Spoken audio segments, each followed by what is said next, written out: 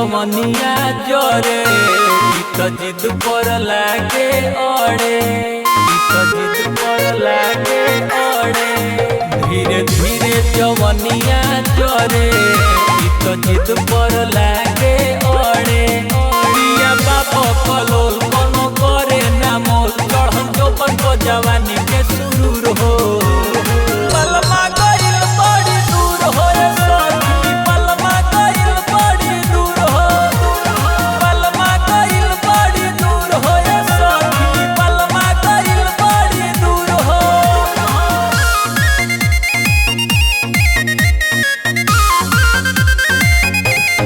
पलमा गइल बड़ी दूर हो रे सखी पलमा गइल बड़ी दूर हो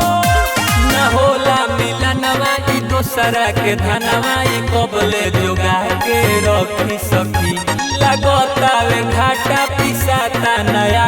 ना चले जवानी के चौकी सकी ना होला मिलनवा ई दोसरा के धनवा ई कबले जोगा के रखी सकी लगतावे घाटा पिसाता नया ना चले जवानी के चौकी सकी के चौकी कलो पर से जिया गोड़े धीरे धीरे बेचैनी बढ़े कितना हम सिखाई सुगा लेखा पढ़ाई नहीं सिखले मोहब्बत के लूर हो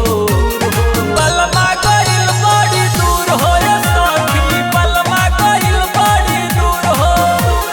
पलमा गइल बड़ी दूर हो रे सखी पलमा गइल बड़ी दूर हो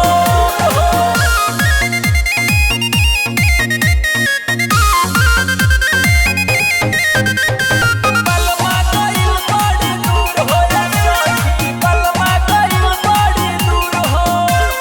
गइले कमाए ना आवेले गावे हम हरदम बोलाई हाथ जोड़ के सखी उ लाखों में बड़े नहीं चिन्हता रे घरे बाटे दौलत करोड़ के सखी उ गइले कमाए ना आवेले गावे हम हरदम बोलाई हाथ जोड़ के सखी उ लाखों में बड़े नहीं चिन्हता रे घरे बाटे दौलत करोड़ के सखी करोड़ के सखी अब कहल सने ही ना करे केवल माजा भोर न पड़े जब सैया के साथ होला मुलाकात मजा मिले पूरा भरपूर हो पलमा गइल बड़ी दूर हो रे सखी पलमा गइल बड़ी दूर हो पलमा गइल बड़ी दूर हो रे सखी पलमा गइल बड़ी दूर हो यस आराधना रिकॉर्डिंग स्टूडियो रामगढ़।